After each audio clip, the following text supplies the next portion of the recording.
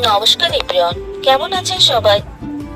আমরা বিকেলবেলার দিকে এই রেস্টুরেন্টে গিয়েছিলাম। মেঘলা মেঘলা ছিল ওই দিন, বাইরে বাতাস হচ্ছে, ঝিরিঝিরি বৃষ্টিও হচ্ছিল। সমুদ্রটাও তখন বেশ উত্তাল ছিল, বড় বড় ঢেউ এসে পড়ছিল। কিন্তু পরিবেশটা এত সুন্দর ছিল, আমি ভিডিওতে দেখিয়ে বোঝাতে পারবো না।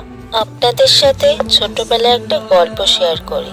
ছোটবেলায় আমরা দুই বোন যখন স্কুলে পড়তাম, তখন স্কুল থেকে আমাদের পিকনিকে নিয়ে যেত।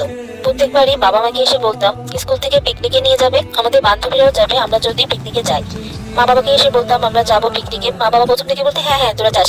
পিকনিকের ঠিক 2 দিন আগে বাবা আমাদের ডাকতো। বাবা এসে আমাদের বলতো তোরা কি পিকনিকে যাবি?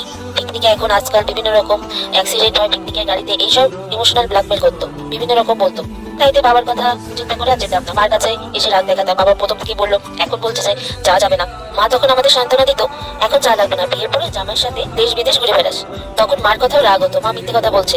কিন্তু মা বাবার কথাই ভগবান যেন শুনে ফেলেছে। বিয়ের এই 5 বছরে প্রথম বছর প্রায় 2-3 মাস পর পরই আমরা ঘুরতে বেরোতাম। এখন বাচ্চা হয়ে যাওয়ার পরে একটু ঘোরাটা কম হচ্ছে। মেয়েকে নিয়ে প্রথম আমরা দেশের বাইরে মালদ্বীপে ঘুরতে এসেছিলাম। আর দেশের মধ্যে সব জায়গায় আমাদের ঘোরা শেষ। কক্সবাজার যে কতবার গিয়েছি তা হিসাবের বাইরে। আমার মা বাবার কাছে আর ভগবানের কাছে কৃতজ্ঞ যে এমন একটা স্বামী পেয়েছি, যে বলা লাগে না, অনেক কিছুই বুঝে যায়। মালদ্বীপ যে সবসময়ই ভালো লেগেছিল, কিন্তু এই মুহূর্তটা আমার বেশি ভালো লেগেছিল। এই সময়টা আরো কয়েকটা ছবি তুলতে চেয়েছিলাম, কিন্তু বাইরে বৃষ্টি হচ্ছে, মেঘলা মেঘলা ছিল, তাই ওই বাইরে যেতে দিচ্ছিল না, ঠান্ডা লেগে যাবে তাই।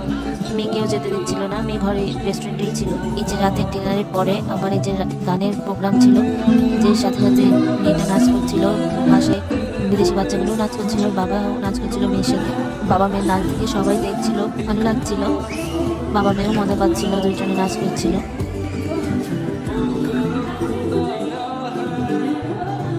মেয়ে যে নাচ করছিল দেখে এই যে বিদেশি আপুটা এই মেয়ের সাথে নাচ করছিল, আর এই বিদেশি আপু যেভাবে নাচ করছে মেয়েকেও সেভাবে দেখাচ্ছিল। মেয়ে চেষ্টা করছিল কিন্তু তার মতো হচ্ছিল না, আর ওই আপুটার বারবারই দেখাচ্ছিল মেয়েকে বারবার, যাতে ও এইভাবেই নাচটা করে।